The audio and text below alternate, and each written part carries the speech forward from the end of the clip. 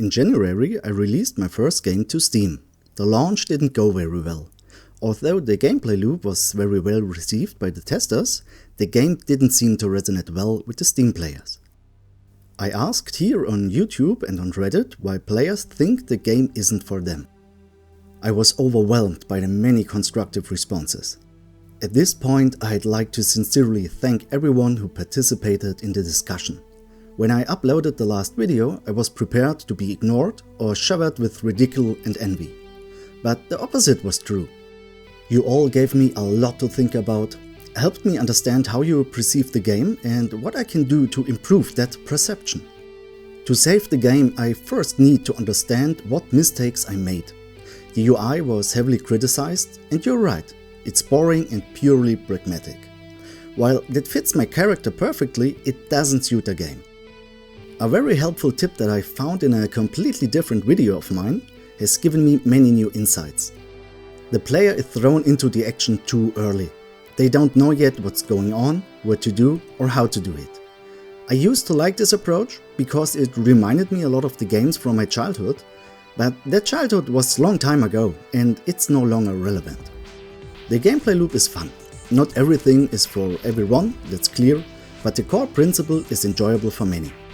Essentially, Sphere Fight is a classic marble game. The kind of game my father, my grandfather and so many generations before them played. Only this marble game is played on a computer.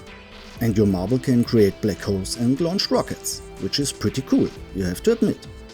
The improvements you gain after your success are a big part of the fun. You start weak, unable to prevail in the arena, and with each attempt you become stronger, improving your in-game equipment as well as your real-world skills. Equipment has strengths and weaknesses, not only against opponents but also against the arena itself. Power-ups that are incredibly effective in one arena can be woefully inadequate in another. Developing a strategy based on which equipment is best suited and allows you to last the longest is part of the experience. I simply threw the players into the first arena. No explanation, no help, nothing. I lacked the perspective to see that while the players recognized the challenge, they had no interest in attempting it. They didn't know if it would be worth the effort. A reviewer on my Steam page expressed this very clearly. The game only truly begins once you've unlocked a few things. The demo I released probably did more harm than good. One user wrote that he was bored the whole time. I'm sorry for wasting 5 minutes of his life, but I'm grateful for the feedback. In the demo, I simply gave the player 4 fully upgraded power-ups. The idea was that with this equipment, anyone could beat it. It was far too easy. A player with this equipment should play in challenge mode, not in normal mode. Furthermore, the player has absolutely no idea that they can improve the character and power-ups. This level up motivation is not conveyed at all in the demo. Another serious mistake was the Steam capsule. I hadn't given it any thought at all. Logo, background image, done. A user on Reddit made me an excellent suggestion for a new Steam capsule, which I'm going to implement. Many people have pointed out that the game would be well suited for mobile devices. Whether I pursue this idea depends more on the technical aspects. But it's definitely worth a try.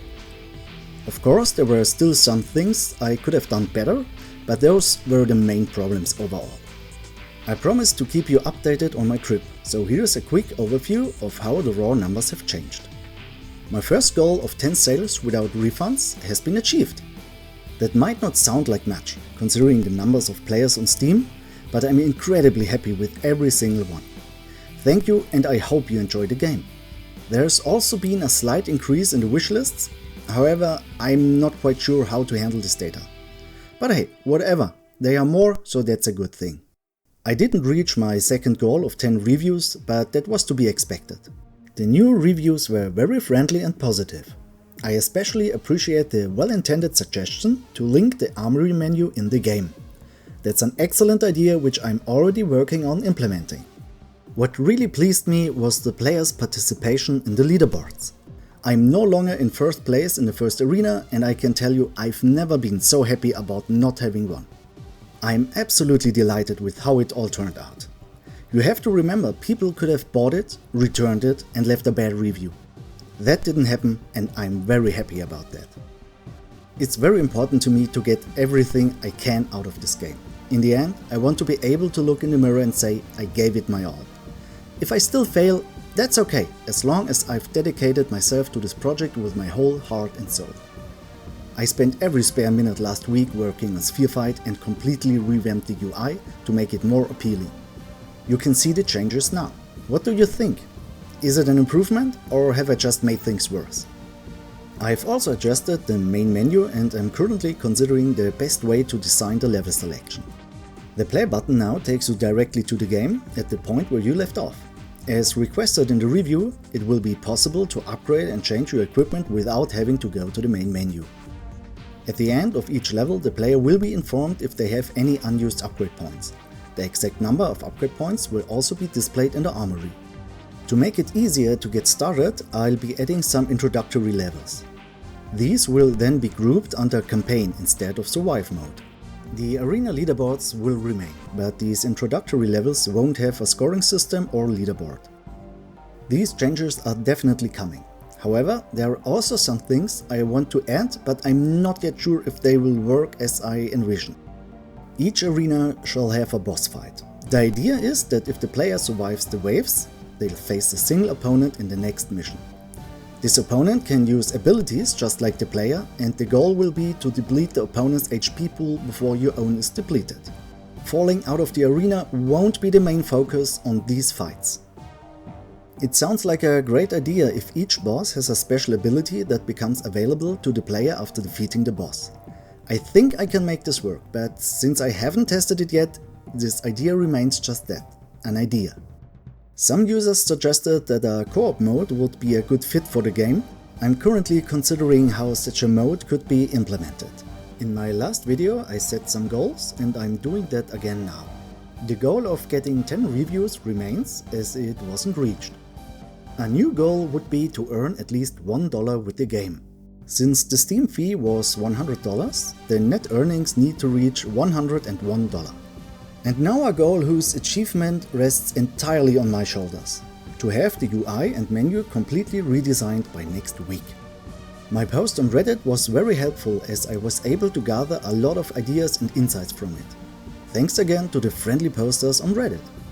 I haven't uploaded the website yet, as I've been focusing more on implementing the great ideas from you and Reddit. I will take the following steps to save my game: overhaul the UI, create intro levels, pursue the idea of boss fights. I'm so grateful to all of you for your kind and helpful feedback. You are all amazing, and I hope it gives you a good feeling to know that you truly brightened up my day. I'll keep you updated. And if you're interested in seeing how things progress with me and my game, just subscribe to the channel. What are your thoughts? Do you like the UI changes?